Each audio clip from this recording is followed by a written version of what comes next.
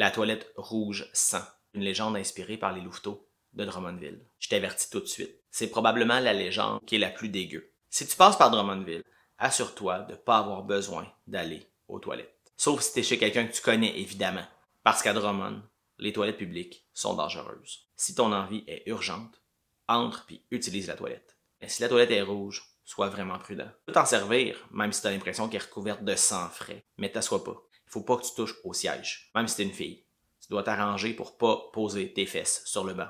Puis arrose pas dessus non plus. Assure-toi de bien viser, parce que si tu fais ça, tu risques de la réveiller. Pas la toilette rouge sang, l'esprit dans la cabine, l'écolière à la cape vermeille. La légende dit que les enfants qui la réveillent, sans le vouloir, la voient apparaître devant eux. Elle a d'épais cheveux noirs, des yeux en amande, puis un visage blanc qui scintille d'une lueur malsaine. Elle porte un grand vêtement rouge à la forme indéfinie. C'est peut-être une robe ou une longue cape. Chose certaine, le linge rappelle la couleur de la toilette, comme si c'était le prolongement du bol rouge. Ceux qui croisent son regard se retrouvent prisonniers de la noirceur de ses iris. Impossible de détourner les yeux.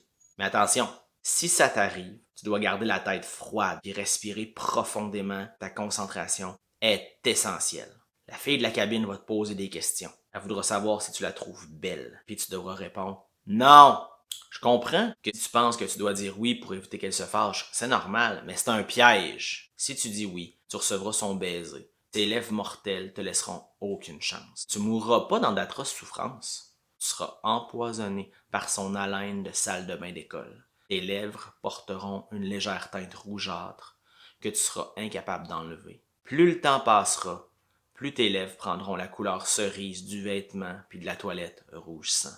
Si tu réussis à éviter le piège, elle sera pas contente, mais elle pourra pas te toucher. Elle demandera si tu connais son nom. Tu devras répondre oui. Oh, mais faut que tu joues le jeu.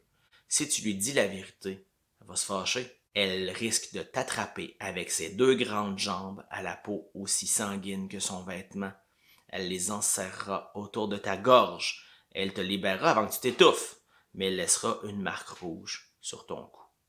Cette trace, elle sera pâle au début, tu sais, une mince ligne presque invisible. Après un moment, elle prendra de plus en plus de place, puis deviendra de plus en plus foncée.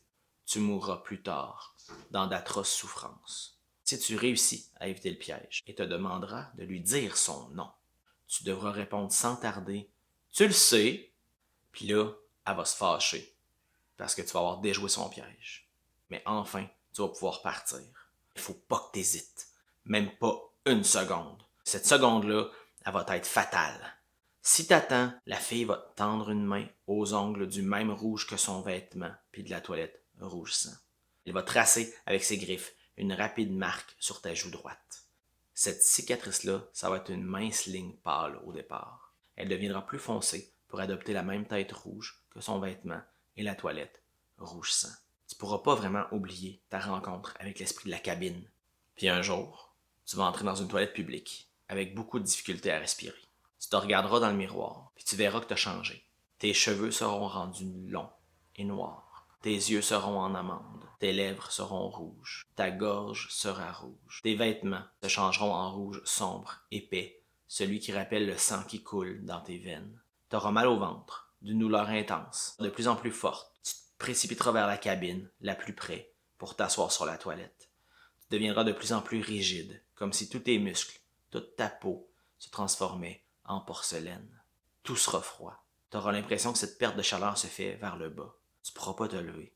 Puis tout deviendra rouge autour de toi. T'existeras plus. La toilette sur laquelle tu t'es assis sera plus blanche. Elle sera rouge comme le sang. Puis toi, t'auras disparu pour toujours. Tu seras devenu toi aussi un esprit de la cabine, de la toilette, rouge sang.